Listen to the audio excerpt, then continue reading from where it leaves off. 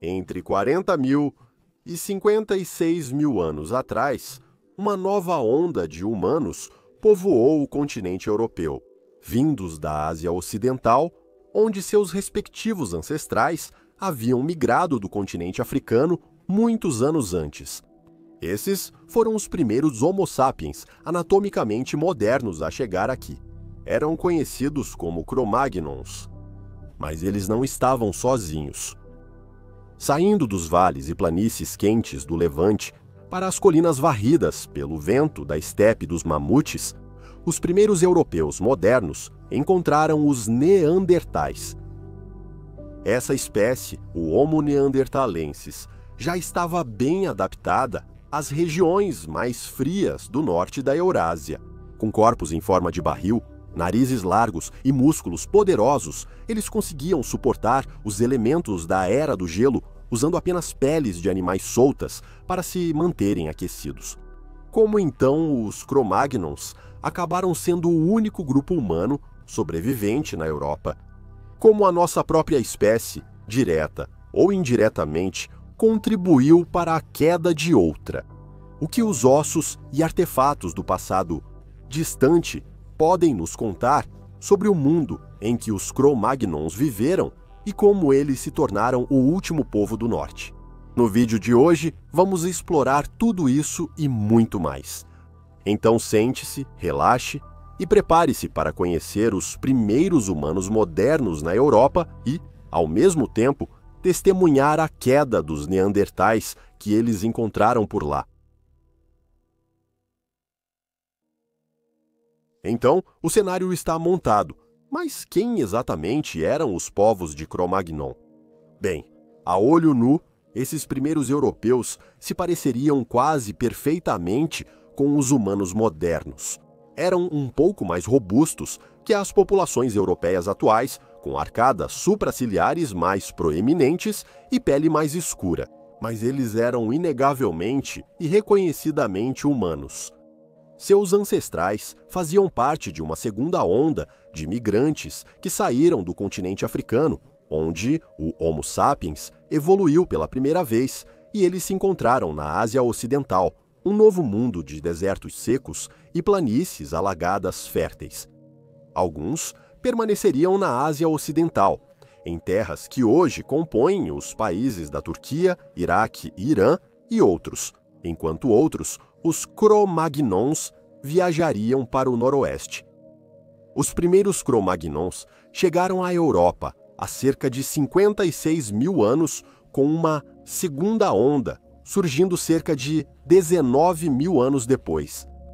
É essa segunda onda de Cro-Magnons que deu origem aos descendentes europeus que conhecemos hoje. Os Cro-Magnons imediatamente deixaram sua marca na Europa, com muitos sítios arqueológicos revelando as ferramentas, ossos e arte desses povos antigos. O nome Cro-Magnon vem do nome de um abrigo sob rocha na região de Dordogne, na França, onde o paleontólogo Louis Latte descobriu 5 esqueletos antigos. Em 1868, foram esses esqueletos que revolucionariam um mundo que ainda acreditava que Deus era responsável pela criação dos humanos. À medida que o conhecimento sobre a evolução se espalhava mais no final do século XIX, os Cro-Magnons eram pessoas emotivas e altamente artísticas e deixaram para trás uma enorme galeria de arte rupestre, estatuetas e padrões entalhados nas terras que habitavam. Um dos exemplos mais espetaculares de suas personalidades expressivas pode ser encontrado na caverna Chauvet, no que hoje é a França.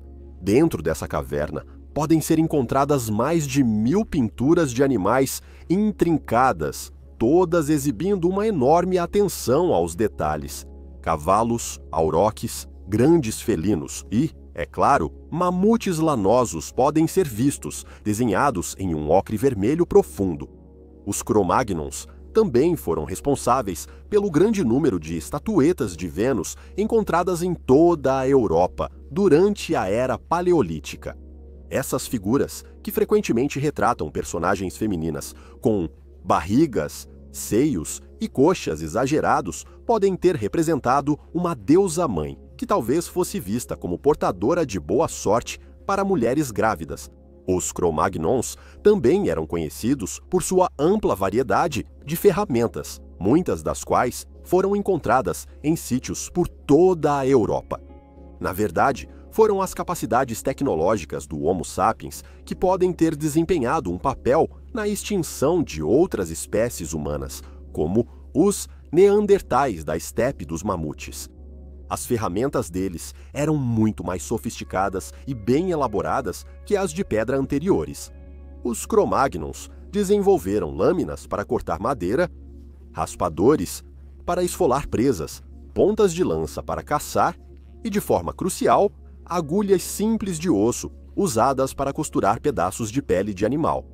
Essa invenção foi realmente revolucionária. Roupas ajustadas e encamadas permitiram que os humanos se mantivessem aquecidos nos ambientes frios do norte que a Europa oferecia e funcionou muito bem. Logo, os Cro-Magnons conseguiram aproveitar ao máximo uma ampla variedade de ambientes onde sua influência e cultura se espalharam rapidamente. Então, temos uma espécie humana adaptável e inteligente em grande número, entrando em novas terras onde outros grupos de humanos já viviam. O mundo estava prestes a mudar drasticamente, e não apenas para os Cro-Magnons. A chegada dos humanos à Eurásia será uma grande novidade para muitas espécies em todo o mundo antigo. E conhecendo as tendências dos humanos, o que poderia dar errado? Quando os Cro-Magnons chegaram à Europa, é claro que eles não eram a única espécie humana presente. Mas os Cro-Magnons já sabiam disso.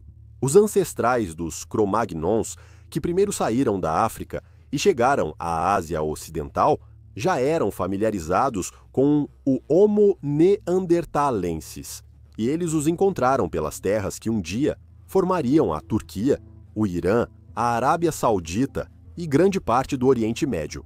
À medida que viajavam mais para o interior da Ásia Central, eles também teriam encontrado o Homo denisova. Tanto os denisovanos quanto os neandertais estavam bem adaptados às terras altas áridas e acidentadas que dominavam a maior parte da Ásia Central e partes da Europa. Mas os neandertais eram particularmente bem adaptados para viver no frio. Quando os Cro-Magnons chegaram à Europa, eles teriam encontrado tribos de neandertais ocupando cavernas pelo que um dia se tornaria França, Espanha e Itália, mas também os climas mais frios das Ilhas Britânicas, norte da Alemanha e Ucrânia. É impossível saber como teriam sido os primeiros encontros entre Homo sapiens e Homo neanderthalensis.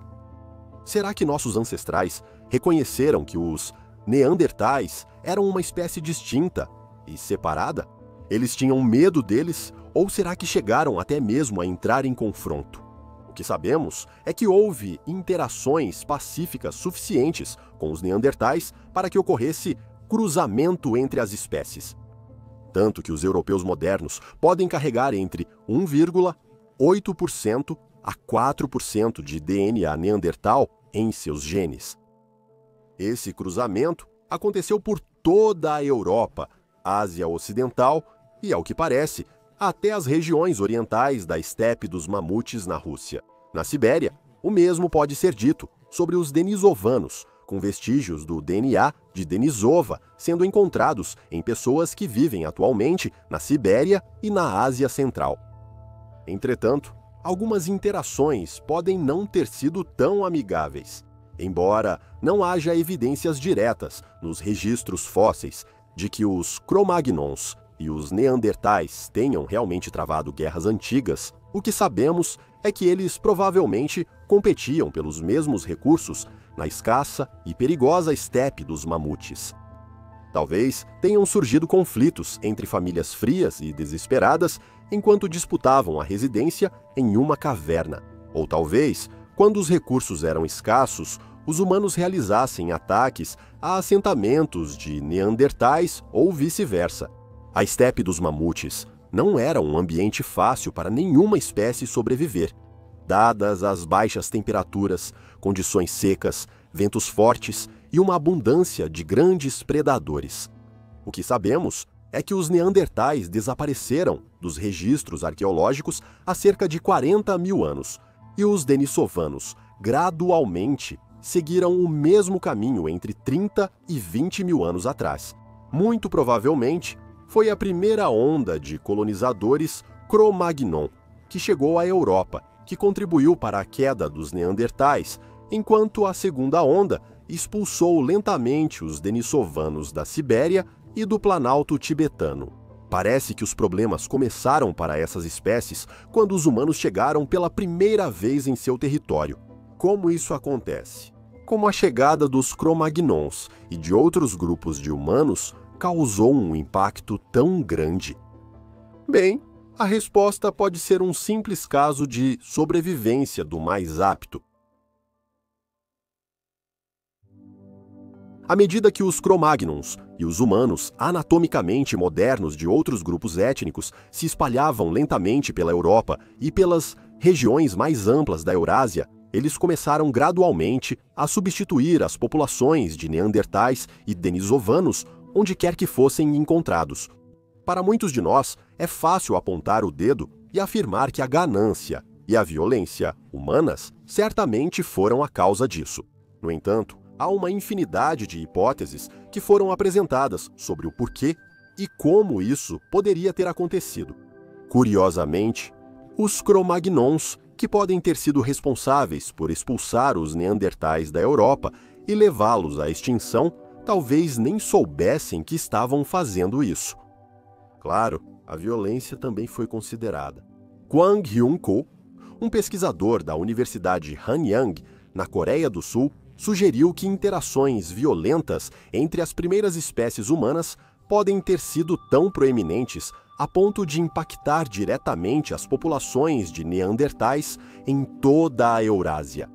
De fato, os humanos ao longo da história tiveram uma tendência particularmente sangrenta de se envolver em guerras e conflitos uns com os outros, especialmente quando recursos ou território estão em jogo. Tanto os sítios mesolíticos quanto neolíticos na Europa Ocidental apresentaram evidências de guerras antigas entre grupos tribais de Homo sapiens. Então, é claro, existe a possibilidade de que isso tenha ocorrido um pouco antes também, e talvez com outra espécie. Embora não haja evidências especificamente descobertas para mostrar isso, não seria muito surpreendente se evidências de combates entre sapiens e neandertais fossem eventualmente encontradas no registro fóssil. De qualquer forma, essa quase certamente não foi a principal causa da extinção dos nossos robustos primos do norte. Uma das teorias mais aceitas sobre o declínio dos neandertais é que os humanos anatomicamente modernos, como os Cro-Magnons, simplesmente superaram as outras espécies de humanos, levando-os à extinção. Ao longo de milhares de anos, os neandertais teriam se visto competindo pelos mesmos recursos que nossos ancestrais. Ambos dependíamos de abrigos rochosos, ambos caçávamos grandes animais e ambos coletávamos alimentos para complementar nossa dieta. A principal desvantagem para os neandertais era que os humanos modernos possuíam um conjunto superior de tecnologias antigas, o que os ajudava a realizar as tarefas. E assim, enquanto os neandertais dependiam de simples lascas e machados de pedra para cortar carcaças e caçar animais tão grandes quanto um mamute, Homo sapiens produziam pontas de lança cuidadosamente afiadas, talhadas à perfeição, usando bifurcações e buris. À medida que a tecnologia dos Homo sapiens se tornava ainda mais avançada, os neandertais podem ter sofrido como consequência. Muitos dos recursos dos quais eles dependiam teriam sido reivindicados com mais facilidade pelos humanos modernos e, assim, os neandertais tiveram que ficar cada vez mais sem eles. Há 40 mil anos, a pressão simplesmente atingiu um nível com o qual os neandertais não conseguiram lidar, e assim eles desapareceram do mundo para sempre.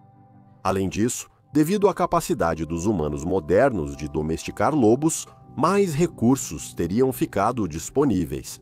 Ao treinar cães para ajudá-los na caça, nossos ancestrais puderam explorar presas menores, como coelhos e pássaros, que os neandertais não conseguiam perseguir devido ao seu porte mais robusto e tecnologia inferior. À medida que a megafauna da qual dependiam, como mamutes e rinocerontes lanosos, desapareceu, eles não conseguiram caçar de forma confiável em um mundo cheio de animais pequenos e ágeis. O cruzamento de espécies também pode ter impactado. Quando os últimos neandertais resistiam em regiões como o sul da França e o leste da Europa, ocorreu um fluxo gênico dos neandertais para os humanos, mas não dos humanos para os neandertais. Simplificando, a espécie neandertal estava sendo efetivamente consumida geneticamente pela nossa. À medida que o número de neandertais de sangue puro desaparecia da face da Terra, aqueles que sobreviveram enfrentaram outro problema. O pool genético deles já não era diverso o suficiente para produzir descendentes saudáveis e confiáveis. O cruzamento provavelmente ocorreu nos últimos anos dos neandertais, o que teria levado a defeitos de nascença se tornarem comuns entre os jovens neandertais. Isso os teria deixado mais vulneráveis aos efeitos iminentes das mudanças climáticas e doenças, enquanto os Cro-Magnons e outros humanos anatomicamente modernos permaneciam saudáveis. E nesse sentido, outro assassino oculto estava presente quando os humanos começaram a interagir com os neandertais, o das doenças. À medida que os humanos viajavam para regiões com maior número de neandertais, eles também teriam espalhado seus patógenos e germes para a outra espécie. Muitos neandertais nunca tinham encontrado um humano moderno antes da chegada dos Cro-Magnons e por isso não teriam desenvolvido imunidade às doenças estrangeiras que eles trouxeram consigo. Além disso, os humanos modernos, que haviam desenvolvido um sistema imunológico forte nas savanas e trópicos de onde vieram inicialmente, não pareciam ser muito afetados pelas doenças carregadas pelos neandertais. Isso, provavelmente, teria levado a grandes surtos de certas doenças, à medida que os patógenos passavam dos humanos para os neandertais, deixando as populações destes últimos devastadas por doenças. E, por fim, a própria Terra estava se tornando cada vez menos favorável aos neandertais à medida que mudava lentamente ao longo do final do Pleistoceno. Os últimos neandertais coincidiram com o evento Heinrich IV, um período de mudanças climáticas há cerca de 40 mil anos, que fez com que as condições sazonais variassem de forma mais intensa pelo mundo antigo. Os invernos ficaram muito frios e os verões quentes e radiantes. Os humanos modernos conseguiram lidar com isso graças à sua tecnologia e à capacidade de confeccionar roupas ajustadas, mas os neandertais não conseguiram. Na verdade, os últimos neandertais europeus podem ter sido extintos não pelo impacto dos Cro-Magnons, mas por uma série de invernos particularmente frios.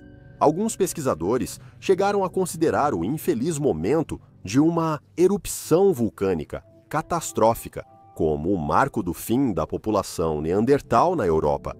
A erupção do Ignimbrito Campaniano, que ocorreu há pouco menos de 40 mil anos perto do que hoje é Nápoles, na Itália, lançou mais de 200 quilômetros cúbicos de magma nas terras ao redor, junto com gases sufocantes como dióxido de carbono e enormes volumes de fumaça.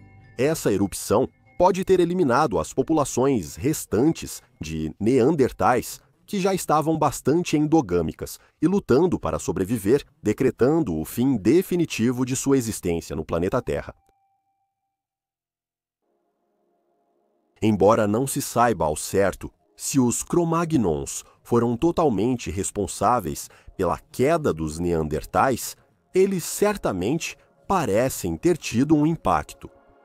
A chegada dos humanos modernos da Eurásia foi justamente o catalisador que uma espécie como o Homo neanderthalensis, que não estava adequadamente preparada para mudanças, precisava para ser lançada ao caos. Como eles não conseguiram adaptar seus métodos de caça em resposta à diminuição dos recursos e à intensa competição, simplesmente não conseguiram lidar com a situação e sucumbiram aos efeitos. Quando os últimos neandertais desapareceram do mundo, a Europa já era um continente transformado e, ao longo de milhares de anos, eles não conseguiram acompanhar. Embora não compartilhemos mais o mundo com os neandertais, o legado deles vive no DNA que muitos de nós carregamos em nossos corpos hoje. Essas sequências de informação genética são os últimos vestígios vivos de uma cultura outrora rica, que agora reside nos descendentes dos mesmos Cro-Magnons que ajudaram a levá-los à extinção.